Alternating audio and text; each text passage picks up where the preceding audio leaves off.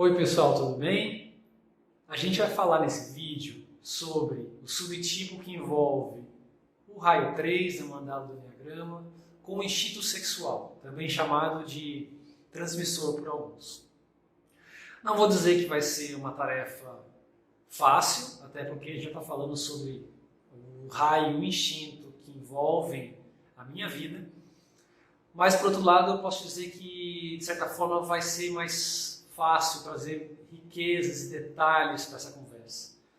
Eu vou embasar sempre essa conversa com muitos exemplos práticos, exemplos reais da minha vida, de análise de momentos que eu vivi nesses últimos anos, a partir do momento que eu comecei a buscar o autoconhecimento e trouxe o Enneagrama para a minha vida. O que a gente vai ver por aqui? A gente vai falar um pouquinho sobre o raio 3, vamos falar um pouquinho sobre suas fixações, sobre suas ideias divinas, vamos falar sobre suas paixões, sobre suas virtudes, os mecanismos de defesa, vamos trazer depois, em paralelo, um pouco sobre o instinto sexual ou transmissor, e por fim nós vamos trazer então a questão do subtipo e abordar alguns potenciais trabalhos de desenvolvimento. Lembrando que a gente não está buscando aqui caracterizar comportamentos, encaixar numa caixinha alguém que se caracteriza dessa forma. Até porque muitos dos comportamentos eles têm motivadores diferentes. Então as pessoas podem ser, por exemplo, perfeccionistas por motivos diferentes.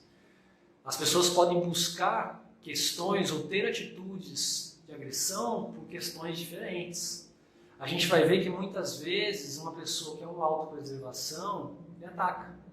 Assim como uma pessoa que tem um instinto sexual também ataca. O que interessa no final das contas é o que está te motivando a fazer isso. E qual dor você está buscando evitar. E é disso que a gente vai tratar por aqui. Iniciando então nossa jornada de hoje, desse momento, a gente traz então uma leitura bastante interessante do raio 3. Esse é um raio que, quando conectado à fonte, quando com a consciência bastante elevada, tem muita fé. Ele tem fé de que as coisas têm o seu próprio caminho, têm a sua própria velocidade, que tudo vai acontecer da forma como tem que acontecer. Isso traz uma leveza muito grande. De certa forma, existe um flow natural para as coisas. As coisas caminham da forma como devem caminhar, na velocidade como devem caminhar. E tudo que tem em volta vem tranquilo. Ele é uma pessoa que entrega o melhor de si, mas então, por ter entregue o melhor de si, permite que todo o resto siga um fluxo.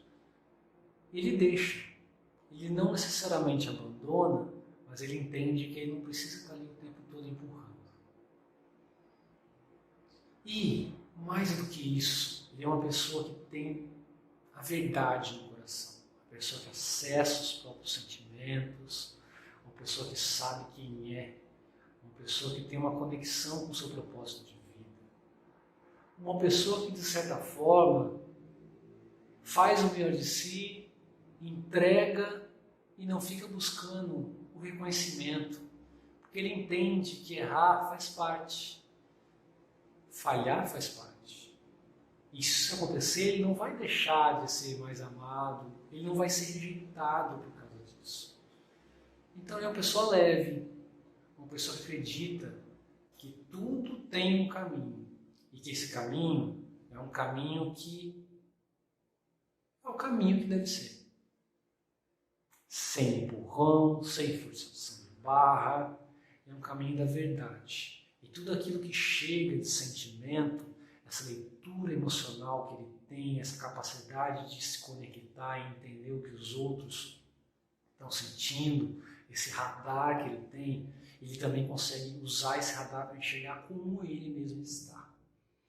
Ele permite se abrir, ele permite se chorar,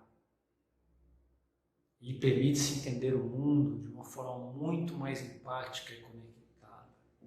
Os resultados estão ali? Claro que estão. Não é errado correr atrás dos resultados, mas ele também enxerga que esses resultados eles vão vir no seu devido tempo. E caso não venham, ele entende que ele não vai deixar de ser amado. E que os resultados, na verdade, eles estão ali não por erro, mas para mostrar algo para ele, que talvez ele tenha que fazer diferente. E ele faz por ele, porque ele é uma pessoa que sente a verdade no coração. E conforme ele vai descendo o seu nível de consciência, ele ainda não é uma pessoa desperta, ele é uma pessoa que, por ter sentido essa dor tão grande do abandono e da rejeição, ele ativou todos os mecanismos dele de defesa para evitar que ele sinta aquilo de novo. Ele então começa a não trabalhar dessa forma. Ele age de outra forma, controladora. Ele é uma pessoa que planta uma árvore e acredita que ele vai pegar essa árvore e ele vai puxar ela pelos galhos. Quando ela virou uma mudinha e está saindo, ele já quer catar e puxar. Porque ele acredita que se ele não fizer isso, ela não vai sair. As coisas dependem dele para acontecer. E conforme ele vai puxando, e ela realmente sai, ele começa a acreditar ainda mais de que se ele não colocar essa mão lá, aí mesmo que ela não vai sair. E ele começa a criar crenças, cria estruturas, e vira uma pessoa que se auto-engana muito. Ele entende que sem ele nada gira. E ele precisa colocar a energia dele para que as coisas aconteçam. E essa busca por um resultado, ainda trazendo essa visão da própria árvore que está ali, e ela tem um fluxo, um caminho para acontecer, e que não depende dele, mas ele, nessa ilusão, vai lá puxá-la para cima. Ele vai ali, empurra, empurra, empurra, e no ato de se conectar a esse movimento, a esse empurrão, ele sai da presença, ele fecha o coração e ele só puxa. E ele está ali. E é interessante que ele não está correndo em direção ao resultado. Ele está, na verdade, fugindo do presente, porque o presente dói. Ele sentiu uma dor muito grande e ele não quer sentir de novo. E ele vai trazendo isso, e vai trazendo. E aí vai entrando essa vaidade, essa leitura, essa necessidade de aprovação das outras pessoas. Muitos de nós acabamos projetando a nossa vida em direção ao que os outros esperam da gente. Muitos de nós temos alguém próximo ou algumas pessoas que são referência, que elas projetam na gente uma imagem que eles entendem que deveria ser o ideal. Um bom pai, um bom profissional, um bom filho, um bom esportista, um bom humanitário, um bom profissional de desenvolvimento humano, o que quer que seja.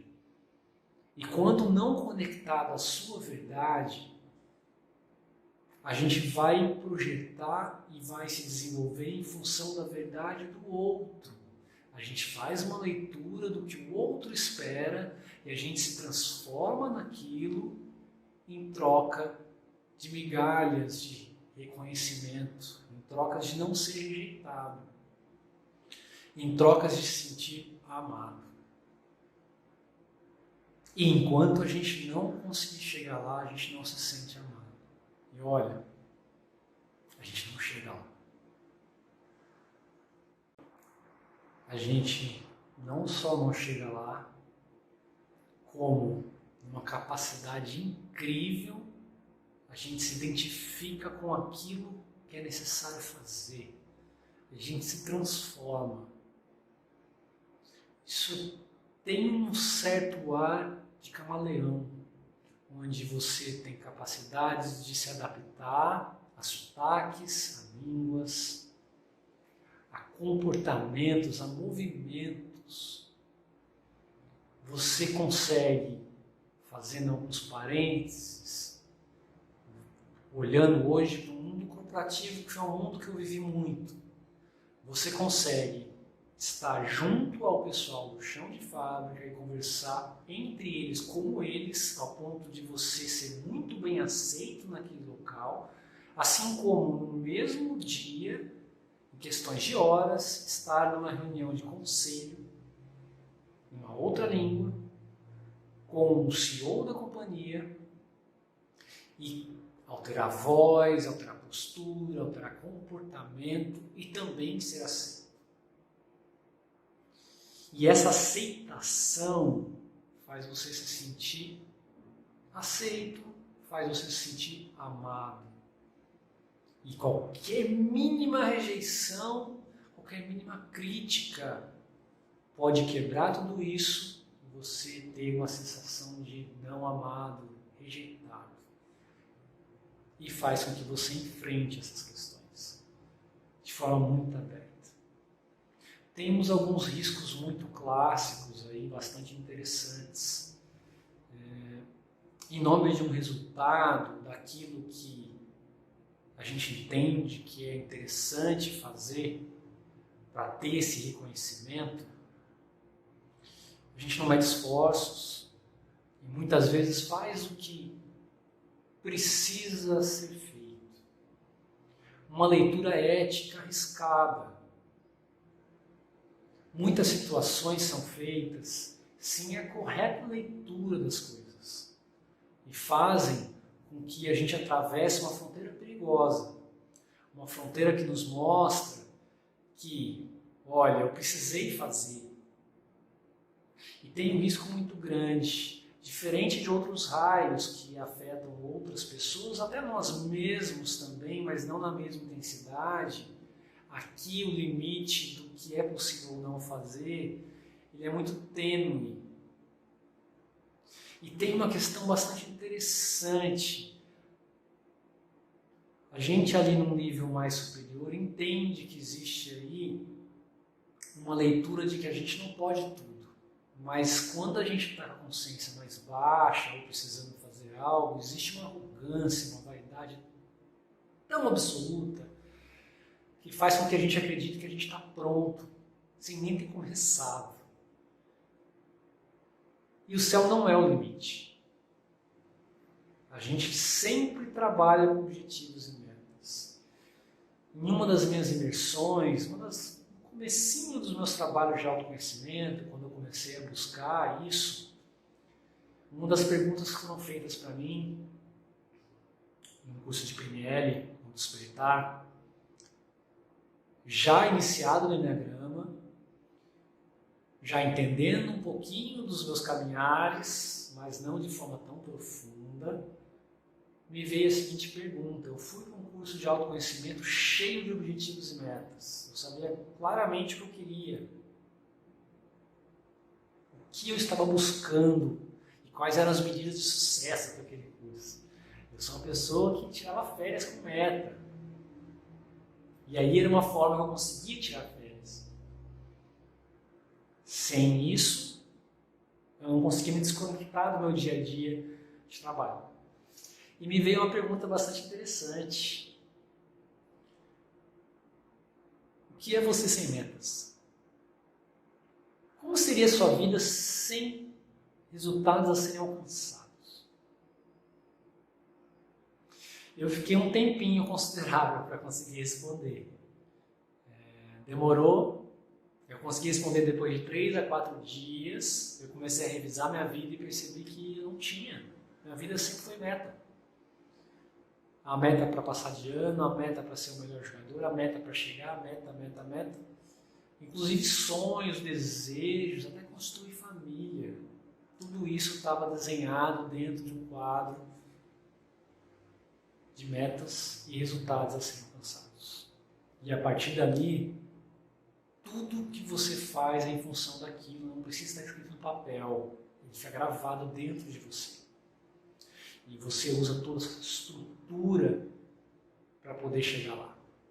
Tem 2 pontos ainda muito interessantes para discussão. Vocês vão entender o porquê que eu estou trazendo tudo isso do Raio 3.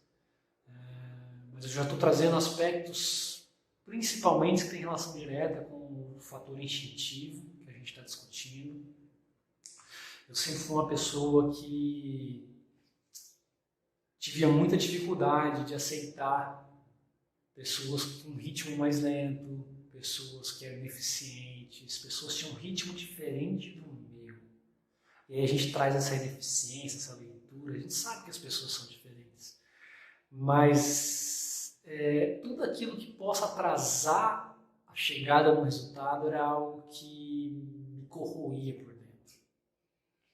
Isso é bastante interessante. E outro ponto muito interessante é que, como a gente tem essas características de vaidade muito exacerbadas, quando você encontra pessoas que exercem uma liderança ou pessoas que tendem a querer se mostrar superiores a você de alguma forma, existe aqui uma forma de enfrentamento, você não aceita isso. É claro que os modelos instintivos eles fazem você reagir de forma diferente, mas você se incomoda demais e por trás tem aí uma questão do brilho pessoal. O quanto uma pessoa exercendo uma liderança expositiva, não te dando espaço, querendo crescer numa discussão, ela traz para você o quanto isso te incomoda. Essa é uma leitura bastante interessante e que eu tenho trabalhado muito ainda nesses tempos. E aqui a gente parte para as discussões relacionadas aos instintos. Nesse caso em específico, nós vamos falar do instinto sexual ou do instinto transmissor. Dentro dos 3 instintos presentes e descritos na mandala, a gente tem aqui então o instinto autopreservação, o social e o sexual. Esse que a gente vai trazer para a discussão é o sexual. É um instinto do movimento, o instinto de ir para frente, o instinto de fazer acontecer, o instinto da competição. Diferente de uma autopreservação que se guarda e tenta a todo momento se proteger, e o social que tende a trabalhar em bando, o sexual ele quer fazer acontecer, ele se movimenta, ele se conecta, o instinto do 1 para 1 ou do 1 para todos. E aí entra um parênteses bastante interessante e vem essa questão dos motivadores reais de cada coisa. Eu já me peguei perguntando muito a respeito de momentos onde eu tinha uma leitura muito autopreservação e muito social.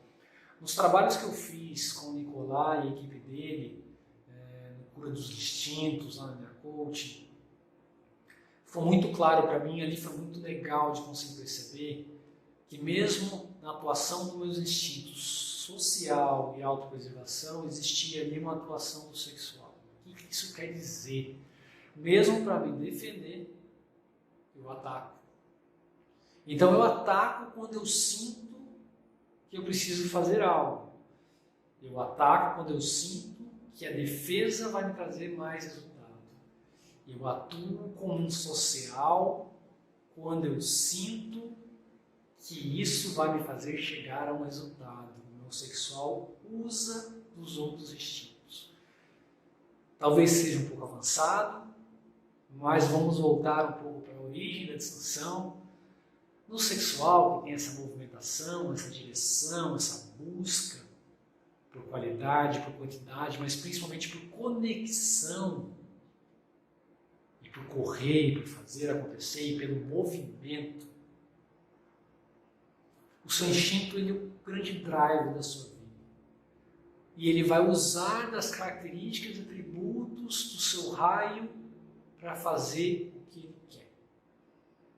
Quando a gente começa a juntar o instinto sexual com o raio 3, a gente começa a pegar, de certa forma, uma situação de uma pessoa que se movimenta, que se atira, que quer fazer acontecer, que muitas vezes tem uma certa agressividade, que sabe onde quer chegar e vai fazer de forma muito agressiva para chegar lá. Entenda que o raio 3 ele é articulador. Então essa agressão, muitas vezes, ela... Lembra que a gente falou dos limites éticos? Muitas vezes essa agressão não é um soco na cara, mas ela é uma articulação. E ele bate de luva para não deixar marca. Tem um risco bastante interessante aí. Quando ele tem a conexão com a fé e o propósito de vida e a grande grande verdade, tudo isso se transforma numa coisa linda, a busca do ouro verdadeiro, o que vai trazer realmente felicidade para você e essa entrega para o mundo. Mas quando ele não tem isso, e a grande maioria de nós que está em níveis intermediários de nível de consciência, a gente ainda tem momentos da nossa vida que a gente é empurrado para baixo. Nosso nível de consciência desce, ele desce mesmo, ele é diferente para determinadas situações da sua vida. Muitas vezes a gente está em casa e a gente tem um nível de consciência em casa, a gente tem outro nível de consciência no trabalho. Um exemplo muito claro é quando você vai fazer um retiro, vai fazer uma viagem, repare como você muda. Repare quando você está totalmente conectado naquele ambiente, como vem paz, vem alegria, vem tolerância. E aí você, às vezes com as mesmas pessoas, no ambiente de estresse e de rotina, muda completamente, seu nível de consciência desce. E no momento que ele desceu, você começa a se conectar com essa personalidade, suas fixações mentais e suas paixões emocionais. E aí elas começam a usar de você. Quando a gente traz um instinto sexual, que é esse instinto de movimento, então ele quer chegar em algum lugar. Ele é competitivo, ele se conecta. Com o raio 3, ele faz isso de forma articulada, ele consegue trazer as ideias que estão no ar para o chão, ele mira os resultados, ele tem poder de identificação. Você chega numa pessoa que tem uma tendência para chegar num resultado a não descansar. Realmente um workaholic, alguém que está trabalhando fora do comum. Você tem a tendência a olhar tanto para o resultado de forma tão absurda que você às vezes não percebe que tem pessoas à sua frente.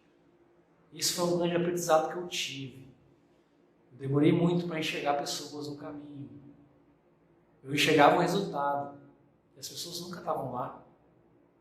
Eram só degraus. O que a gente faz com o degrau? A gente pisa, né? Pois então, estava pisando para chegar onde eu queria. E o que aconteceu quando eu comecei a enxergá-las, e foi como se fosse um passe de mágica, de repente tinham pessoas ali no caminho, mudou completamente. E o interessante é que quando eu comecei a fazer um trabalho de crescimento, enxergar minha verdade, eu percebi que o meu propósito não estava mais nesses resultados originais de imagem. Uma imagem de um filho que seria ali um alto executivo, que teria uma vida corporativa, para a imagem, então, de ser quem eu queria ser.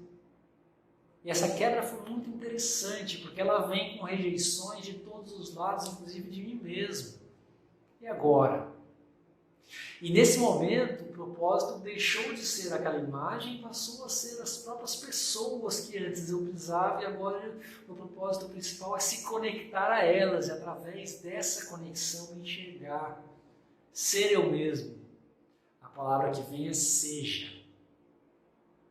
Seja você. Então aproveite esse instinto que te move e busque encontrar esse caminho. Tem aí um caminho bastante interessante para todos nós que passamos por essa situação de raio 3, instinto sexual transmissor, que é para frente, em busca de resultado, atrás do outro. Nos níveis mais elevados de consciência, e de novo eu volto às origens, no trabalho com o Nicolai, no tapete da mandala, onde no movimento do meu raio em direção ao ponto 6, que é onde está conectada a minha flecha, lá a pergunta foi: como eu posso saber se meu caminho está conectado à minha verdade? E a resposta vem. E a partir dessa resposta, você consegue fazer um trabalho de fazer uma limpeza dos outros caminhos que você tem trabalhado. Não é simples. Para você chegar lá, você tem que, de certa forma, entender que existe uma verdade a ser encontrada. Aí tem um ponto bastante interessante, que mesmo que você tenha chegado e sentido isso, você tenha chegado no seu ponto 6, enxergado ao propósito, ao caminho, você tenha ido ao 9, começado a enxergar o caminho de conectar e integrar tudo isso, é muito comum as perguntas, mas será que é isso mesmo? Será que a minha verdade é essa? Então existe aí, quanto mais a gente se desenvolve, nossos mecanismos de defesa, nossas atuações da nossa personalidade, elas vão atuando. E a gente tem um instinto que é um instinto que vai para frente, que se move, que faz acontecer. E aliado a um instinto de movimentação, a um raio que também tem uma conotação de movimentação, que tem uma fala firme, que tem uma capacidade de venda, uma capacidade de comunicação, que muitas vezes se transforma e realmente passa a acreditar que aquele sentimento é dele, mas não é. Ele passa a acreditar que aquela vida que ele está indo é dele, mas não é. E você tem instinto que te leva para lá. E aí alguém pode te perguntar, mas para que você quer acordar dessa ilusão? Se existe um conforto aí. O crescimento, meus amigos, não é para cima, é para dentro.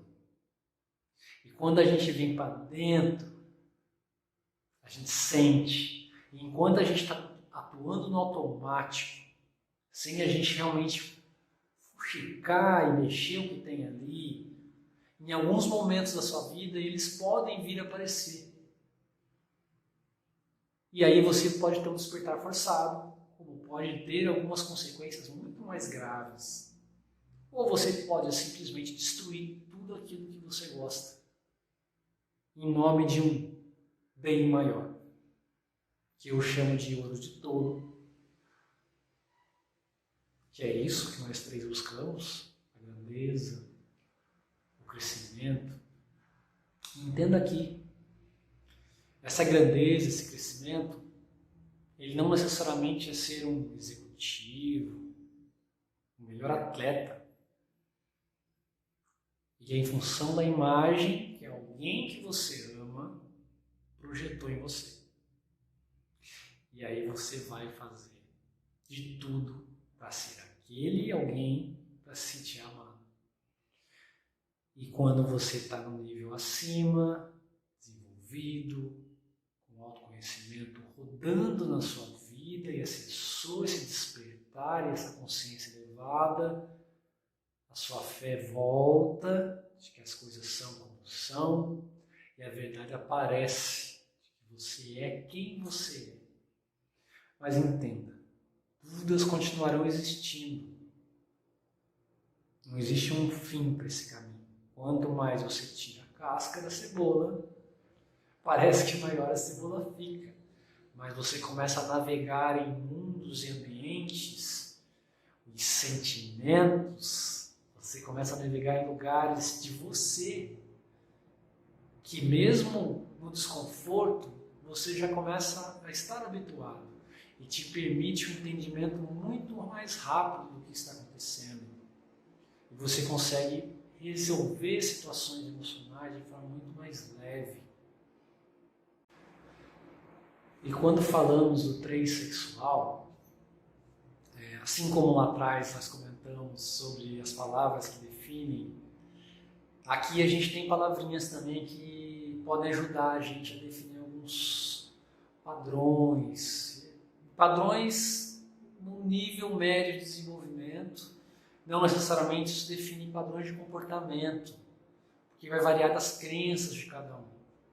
Vai variar também com os níveis de desenvolvimento de cada um. Mas, de certa forma, tem duas palavras que podem ajudar muito a gente a discutir um pouquinho o que é um 3 sexual. Sedução e carisma. A sedução pela, muitas vezes, a apresentação de um padrão bem definido do masculino e do feminino. Existe aqui uma linha, não necessariamente, exclusivamente, do 3 sexual, mas sim, o 3 sexual tende a assumir um padrão de beleza. E isso, de certa forma, ajuda ele a se conectar com o outro e conseguir o que ele precisa. E o carisma, geralmente bom comunicador, se conecta porque lê o que o outro precisa, então se conecta muito bem, explana muito bem, vende muito bem aquilo que precisa e vende também aquilo que o outro precisa para conseguir o que quer. Ele tem essa capacidade de leitura e essa capacidade de trazer para o chão muitas ideias aéreas e depois comunicá-las de forma bastante clara. Como sempre, isso não é uma obrigatoriedade, existem exceções para tudo, existem linhas de crenças para tudo. Existem níveis de realização dos instintos, inclusive, que variam em momentos de vida diferentes. Quantos de nós não fala, pô, mas eu era diferente há pouco tempo atrás? Exatamente, as coisas mudam, as pessoas mudam e a gente eleva ou abaixa o nosso nível de consciência de acordo com o que a vida apresentou para você. E aí tem umas questões bastante interessantes, né? Os trabalhos de desenvolvimento que podem ser chamados para nós, que somos aqui os três sexuais, são trabalhos muito direcionados a sentir o flow, deixar as coisas acontecerem no ritmo adequado, sem necessariamente correr tanto. Aceitar os erros, entender que se a gente não for ou não ser aquela imagem que a gente imagina que os outros querem que a gente não vai deixar de ser amado. Esse é um ponto crucial e foi crucial na minha vida. E aí tem um ponto que é bastante interessante, que tem a ver com a nossa emoção.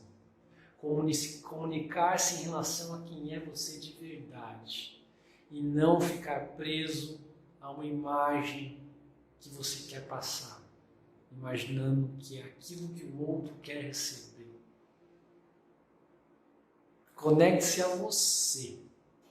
Você é a pessoa mais importante de todos aqui. Um grande abraço. Eu espero que esse vídeo tenha ajudado você um pouquinho a entender melhor do que se trata esse subtipo dentro dos 27 subtipos do Enneagrama. Existe aqui uma mistureba entre todos eles, um pouquinho.